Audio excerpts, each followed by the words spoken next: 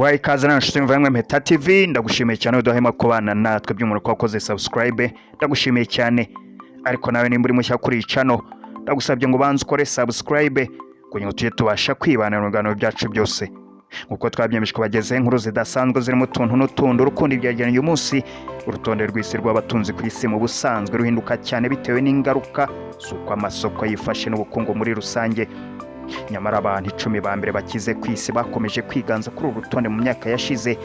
Ibi bikaba byarashimisha abaturage muri rusange ndetse n'umuryango w'imari. Abantu 10 ba mbere bakize ku isi bafite imvange zitandukanye kandi bakaba barashoboye kubaka inganda n'ingoma. Ibi rero byatumye bubaka ibimenyetso bitazibagirana ku bukungu bw'isi. Abagabo bahagarariye itsinda ry'indobanure ryerekana imbaraga zikomeye mu kwihangira imirimo no gushora imari. Uko ikinyamakuru Forbes kibitangaza, umubare w'abaherwe ku isi muri 2023 waratumbagiye cyane ugera ku bantu 2640, naho umukire muri bo cyangwa se ufite akayabo uhagarariye abandi umuherwe wa mbere ku isi muri bo akaba ari umuherwe bita Elon Musk. Elon Musk ni umuyobozi mukuru wa Tesla na SpaceX ndetse akaba na nyiri Twitter. Niba nawe wifuza kuba kuri urutonde umunsi umwe, ukwiye gukurikira inkuru mu buryo burambuye tukagirana ku musozo, bityo ukabasha gukura imbaraga muri aba bagabo. Bana natwe tugerane ku musozo.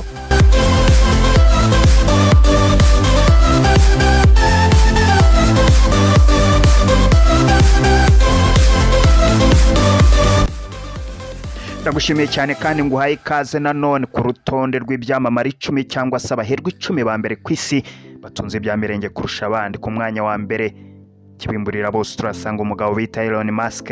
Elon Musk ni umusaza w'imyaka 52 wavutse kuwa 28 Kamena 1971, avukiye Pretoria muri Afrika y'Epfo, ariko bakaba atuye muri Leta Zunze Ubumwe za Amerika. Elon Musk niwe washinze hamwe kandi akaba n'umuyobozi mukuru wa Tesla ndetse ayobora SpaceX.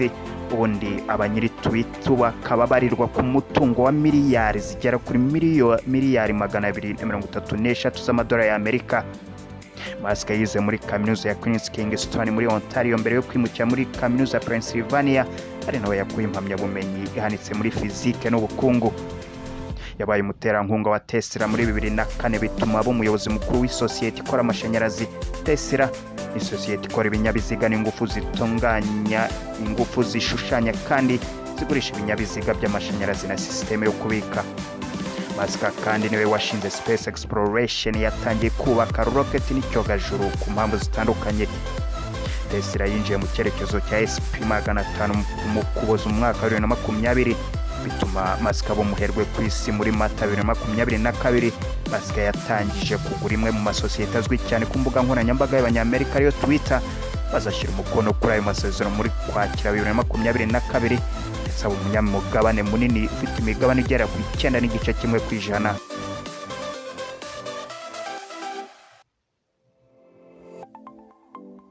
Ku mwanya wa kabiri ku baherwe cyangwa se ibyamamare 10 bya mbere ku isi bitunze ibyamirenge kurusha abandi, ko tubikesha ikinyamakuru cya Forbes.com, turasanga umufaransa bita Bernard Arnault. Bernard Arnault ni umusaza w'imyaka 74 wavukiye Obex wa 5 Werurwe 1949. Ubu akaba ari mu Bufaransa ndetse akaba ari n'umuyobozi wa LVMH. LVMH ni sosiyete y'ibicuruzwa byiza ku isi. Uyu mugabo akaba yarangije mu ishuri rikuru ry'ubuhanga mu Bufaransa ari ryo bita École Polytechnique, akomeza gukora mu kigo cya se. Bernard Arnault afite akayabo kambarirwa muri miliyari 202 z'amadolari y'Amerika.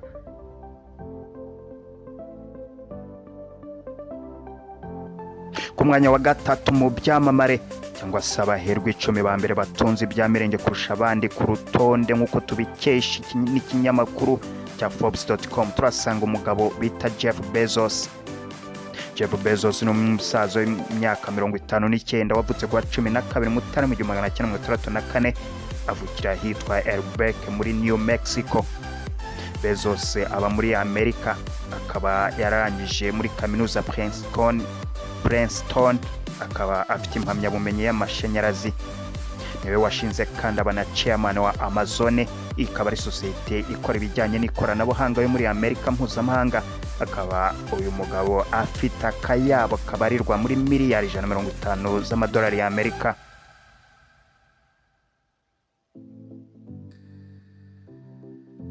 Ku mwanya wa kane ku rutonde rw'ibyamamare 10 bya mbere bitunze akayabo cyangwa se biyoboye isi mu butunzi, turasanga umugabo bita Larry Ellison. Larry Ellison ni umusaza w'imyaka 78 uba muri Amerika. Niwe washinze ndetse aba umuyobozi wa Oracle. Oracle ni sosiyete izwiho ubuhanga mu guteza imbere no kwamamaza ibicuruzwa bya software. Uyu mugabo akaba ubu abarirwa mu kayabo ka miliyari z'amadolari y'Amerika angana na miliyari 138.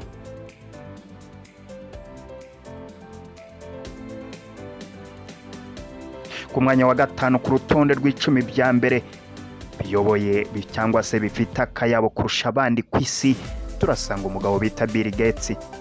Bill Gates ni umusaza w'imyaka 67 wavutse ku wa 28 Ukwakira 1955, avukira Washington. Bill Gates aba muri Amerika. Yashinze Microsoft, ikaba ari sosiyete mpuzamahanga izwi cyane mu bicuruzwa na serivisi bya porogaramu, hamwe n'inshuti ye nyuma yo mu bwana ariyo bita Paul Allen. Kandi uyu mugabo Bill Gates ubu akaba abarirwa mu kayabo ka miliyari 133 z'amadolari y'Amerika. Ku mwanya wa gatandatu ku rutonde rw'ibyamamare 10 bya mbere bitunze akayabo turasanga umugabo bita Steve Ballmer. Steve Ballmer ni umusaza w'imyaka 67 uba muri Amerika. Ni nyiri Los Angeles Clippers, ikaba ari ishyirahamwe ry'umupira w'amaguru mu gihugu cya Amerika aricyo bita MBERE. Kandi uyu mugabo akaba uba afite akayabo kabarirwa muri miliyari 119 z'amadolari y'Amerika. Ballmer yavutse ku wa 24 Werurwe 1956, avukira i Detroit, Michigan.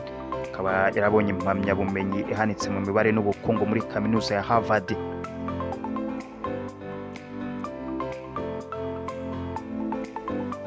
Ku mwanya wa karindwi ku byamamare cyangwa se abakiri 10 ba mbere aribo baherwe bayoboye isi ku butunzi, turasanga umusaza bita Warren Buffett. Warren Buffett ni umusaza w'imyaka 92 wavutse ku wa 30 Kanama 1930 Omaha muri Nebraska muri Amerika. Akaba ari umuyobozi mukuru wa Berkshire Hathaway, ihuriro mpuzamahanga izwi cyane kubera imishinga itandukanye y'ishoramari n'ibigo byishamikiyeho. Kandi umutungo we ukaba ngubu ubarirwa muri miliyari 118 by'amadolari y'Amerika. Ku mwanya wa 8 ku rutonde rw'ibyamamare cyangwa se abantu batunze akayabo ku isi ya rurema turasanga umugabo bita Larry Page. Larry Page ni umusaza w'imyaka 50 wavutse ku 23 Werurwe 1973, avukira Lansing, Michigan. Ubu akaba atuye muri Amerika. Ni umwe mu bashinze kandi akaba n'umwe mu bagize inama y'ubutegetsi ya Alphabet. Ikaba ari sosiyete y'ababyeyi yashinzwe kugenzura ubucuruzi butandukanye munsi ku munsi. Ishami ryacyo rikomeye ni Google. Uyu mugabo rero akaba afite umutungo ubarirwa muri miliyari 113 z'amadolari y'Amerika. Uyu mugabo kandi yabonye impamyabumenyi ya Bachelor muri Science muri Computer Engineering muri kaminuza ya Michigan. Ku mwanya wa 9 ku rutonde rw'ibyamamare 10 cyangwa se abaherwe 10 ba mbere twagutegure nk'uko tubikesha ikinyamakuru cya Forbes.com, turasanga umugabo bita Abaherwe.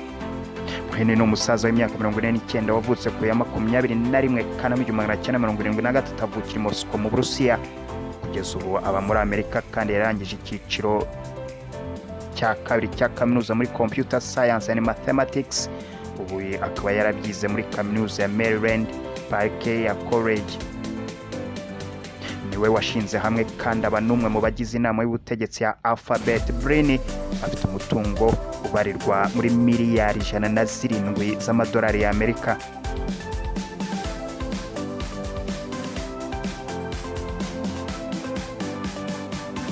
Ku mwanya wa 10 cyangwa se umwanya wa nyuma ku rutonde rw'ibyamamare 10 cyangwa se abaherwe 10 bayoboye isi mu butunzi turasanga umugabo Zuckerberg. Zuckerberg ni umusore w'imyaka 39 wavutse ku ya 14 Gicurasi 1984, akaba aba muri New York. Uyu uyu mugabo utuye muri leta zunze ubumwe za Amerika ni umuyobozi mukuru wa Meta platform MBERE Facebook ifite uyu ariyo Facebook ubu ifite umutungo. Uyu mugabo akaba afite umutungo barirwa muri miliyari 102 z'amadolari ya Amerika, hamwe n'abagenzi be babanaga Harvard, Edward Seven, Dustin Moskovitz, Chris Hughes. Zuckerberg yabanje guteza imbere Facebook amaze gukwirakwira mu zindi kaminuza. Yavuye muri Harvard yimukira mu kibaya cya Silicon yibanda mu guteza imbere Facebook.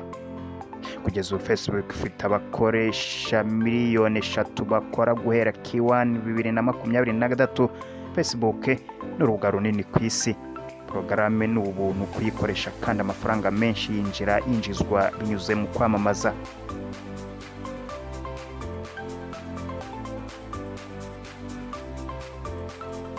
Ndagushimiye cyane utahwemye kubana natwe. Byinshi kuri urutonde rw'ibyamamare cyangwa se abaherwe 10 ba mbere twakugejejeho turabakesha urubuga rwa forbes.com.